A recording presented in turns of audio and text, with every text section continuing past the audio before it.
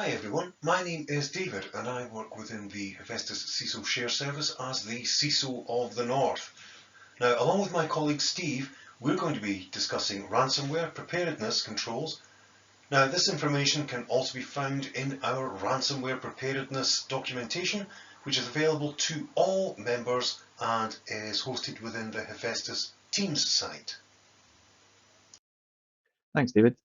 The content for this presentation and also the HEFESTIS Ransomware Preparedness Checklist have been collated from multiple sources. The controls have been gathered together from a number of organisational sources, including the UK Government's National Cyber Security Centre, partners within the higher education and further education sector, including JISC, USISA, and with input taken from our own HEFESTIS members. David and I are going to take you through some ransomware controls shortly, but first let's look at how you would assess their current levels. For each control item, consider the full scope of the organisation, including remote and satellite offices, servers. This could include overseas campuses that I know some of our member institutions have. Determine a method to indicate the current level of maturity and completeness. It's likely that each item will have various weaknesses or gaps that will need to be addressed, and even small gaps need to be considered.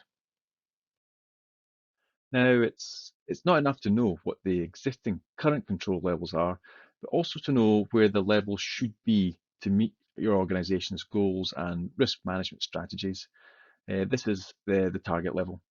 We highly recommend that if a control is not fully implemented across the full scope of your organization, then you have other strong mitigations in place or a risk-informed reason to leave the control in a less than fully implemented state. These reasons should be documented and tracked within your risk management program. In other words, if you're unsure as how to complete and integrate these controls within business as usual processes and activities, then a risk assessment and appropriate mitigation plans are strongly advised. I will now hand you over to my colleague David, who will talk you through a number of controls. Thanks for the introduction, Steve. Before handing back over to my fellow CISO, I will be running through the remote access detection and management aspects of ransomware preparation. Remote access services should be secured wherever possible. For most HE and FE organizations, remote services are delivered via a virtual private network, or VPN, which gives a significant element of online privacy and anonymity by creating a private network from a public internet connection. Because VPNs mask Internet Protocol, or IP addresses, a user's online actions are significantly harder to trace and to intercept. However, further security measures are recommended to ensure that the risk to the digital estate from threat actors via remote access is as fully mitigated as possible. Audit or assess all public-facing systems that do not have multi-factor authentication. It may not be possible to secure every single application with MFA. However, those systems containing sensitive, confidential or personal information should be covered by MFA. You may also consider geofencing remote login services. So what are we recommending here? Well, apply multi-factor authentication to all remote services wherever possible. Priority should be given to admin, IT and privileged accounts. The end objective is to have all remote accounts secured with multi-factor authentication as part of business as usual for the entire digital estate. This includes staff, students, partners and third parties. Why? Because MFA is the single most cost-effective means of securing access to your systems and information. Well, apart from switching them all off. It helps keep cyber threat actors out and also helps contain the spread of any malicious activity from a compromised account. We also recommend that you audit or assess all of your public-facing systems that do not have MFA. Now, it may not be possible to secure every single application with multi-factor authentication. However, those systems containing sensitive, confidential or personal information should be made as secure as possible with every effort to apply MFA. Geofencing remote login services. Now, much like a physical fence can offer a level of security around physical perimeters, geofencing can heighten control over access to digital assets. A geofence offers another level of user authentication by verifying where they are. It can restrict user access by verifying the user is connecting at a pre-approved physical location, and is best used in conjunction with multi-factor authentication. Detection controls. Now, looking at detection controls against ransomware, the most commonly iterated and reported solution is get a SIEM. So good it's mentioned 4 times in this section, and all 6 points should be included in developing SIEM-style functionality as a project to an organization. An appropriately configured and deployed SIEM function can detect attackers traversing the network, detect brute force attacks on accounts, detect unusual data exfiltration, and detect unusual high volume of file writes.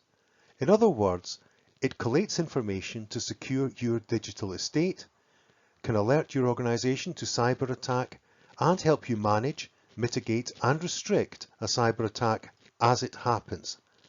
Great! But please note, I deliberately reference SIEM functionality, not simply a SIEM application. So what is SIEM functionality? SIEM stands for Security Information and Event Management. It is an approach to security management that combines SIM, which is Security Information Management, and SEM, which is Security Event Management, into one security management system. However, it is not necessarily, as some sources would like to encourage us, a single plug-and-play or one-size-fits-all application or service, which is the solution to all of our monitoring requirements. A SIEM function is more about being the central point of visible truth for security management, bringing together information from all IT areas to facilitate enhanced information and cybersecurity control. It may control, contain, or comprise of multiple elements and applications. For example, asset and asset management systems, alert dashboards, monitoring reports, or one integrated system. The final mix of tools, resources, and staff support which meets these business requirements will be specific to your organization. If you do not yet have an existing fully integrated and configured SIEM with the appropriate staffing to support the associated management, incident response, and communications, often called a SOC or Security Operations Center, then simply purchasing a SIEM application or service may give less than optimal benefit, potentially at significant cost. SIEM development, therefore, is a mid to long-term series of activities, potentially utilizing information from multiple sources and applications. Developing a SIEM should be approached as a program of change, often including multiple projects, with the overarching objective of developing the best possible SIEM function as a managed output, reflecting risk appetite, available resource, and the specific tools and expertise available to your organization. So what about the management controls for your protection? Well, I'm just going to run through them very quickly. Try to perform tabletop exercises regularly, not just for ransomware, but for all aspects of information and cybersecurity. Ensure you have an agreed policy for when and if to pay ransoms, preferably never, and with consideration of appropriate levels of insurance, as guided by your risk appetite and profile. Disaster recovery planning should include full infrastructure shutdown and potentially lengthy or incomplete restoration of services. Business continuity planning should also include the same. And don't forget to maintain user education and awareness on information and cybersecurity. Fortune favours the prepared mind. It also favours the prepared organisation at all levels. As mentioned previously, a controlled approach to cyber and information security is key to developing the systems and resilience necessary to withstand cyber attack for any organisation. This includes preparing and practicing responses and restoring services to ensure the best possible outcomes should a significant incident occur. Now that's enough from me. Now over to Steve, who will cover the remaining controls to protect against ransomware. Thanks, David. The controls that I'm going to go over with you are centered on accounts, DNS, and backups. As you can see, there are a few more within the document, but unfortunately, we just don't have enough time today to cover them all. But they're all detailed in the documentation, so head over to our document repository in the members team site to access and download for yourself. David has already talked about MFA and how it can be used to further secure remote access. But why stop there? We know that MFA is such an important control in protecting against account compromise. MFA for all staff, admin accounts, and yes, even student accounts is no longer a nice to have, but crucial, especially in these times where remote working and access has eroded the traditional on-campus perimeter and shifted focus to securing the user's identity for controlling access to high-risk data wherever it exists. MFA is at the top of most organizations' to-do list, with some of our members already rolling it out. The advice from ourselves and from other sectors and industry bodies is to deploy MFA everywhere. Of course, where it is possible to do so right now, but also start planning to expand into areas that are yet to support it. Normally, I'm all for single sign-on. It will reduce the number of local accounts you have scattered around on various, sometimes unknown systems. Tracking these down and moving them onto single sign-on service will reduce not only the overhead, but allow you to move quickly to disable accounts and change passwords in a more formal and structured way. However, in the case of some critical accounts, such as your virtual machine infrastructure admin, your backup infrastructure admin, we want these accounts to be as difficult to access as we can possibly make them. So that compromising the Active Directory, as we've seen attackers do recently in several instances, won't give them access to your virtual machine infrastructure and critically, your backups. Having a cloud-based or a hybrid identity and access management solution will also protect your accounts from an on-premise Active Directory compromise. Again, something that recent attacks have shown to be a fundamental weakness when initiating business continuity or disaster recovery plans. Even more essential since more and more is moving to the cloud and accessing these services is a key business process. Reviewing admin accounts at regular intervals is another great way in which you can increase your privileged account security. As people leave the organization, we want to make sure that they no longer have access to our systems and data, especially with admin permissions. If someone changes role within the organization, we want to minimize what is known as permission creep, where they keep their old access rights and permissions, as well as acquiring new ones that come with the new role. We need to dump the old and bring in the new. Reviewing admin accounts for unwanted or malicious activity will also alert you to an issue that you can investigate as soon as possible. I designed, built, and managed the DNS service for a university, one of our members, in fact.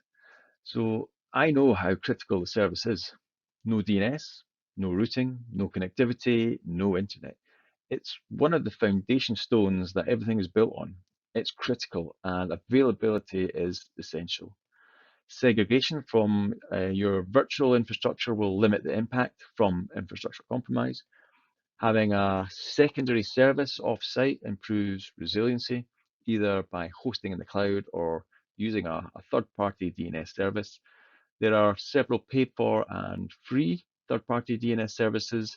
There is one available from JISC, and we're hoping that the protected DNS service that is part of the NCSC's Active Cyber Defense Program will become available to the higher and further education sector at some point. When ransomware hits, you may very well drop to your knees and thank the stars that you have backups. No joke. Those stars are your backup engineers, and they will have just saved the day.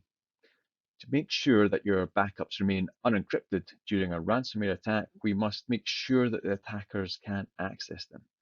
We do this by having offline backups. This is done through the concept of an air gap. Now, whether this is a real physical air gap, as in offsite storage of tapes, or an air gap in spirit, where the backups are hosted in the cloud or on another separate domain, the key is that the risk is greatly reduced that an attacker can bridge that air gap from potentially owning your entire on-premise infrastructure. So understanding trust relationships and account management is key. For control assessment, determine your own methodology for the levels that you wish to use here. But for this one, we've got a couple of examples that we've taken from the list, and we're going to use a 5-point scale from very poor to excellent. Now, we can use this scale to determine our current and our targets levels, and the really important part for this is the gap between those two, the current and target level. And this allows us to have a clear understanding of where we are and where we want to be, and allows for the prioritization of work within the control areas. Here we have some external resources for those that are interested in doing a little bit of further reading and maybe getting a little bit more guidance from them. There are also several HEFESTIS resources on ransomware available to the membership, and we're actually making a lot of that available to the wider HE and FE community as well.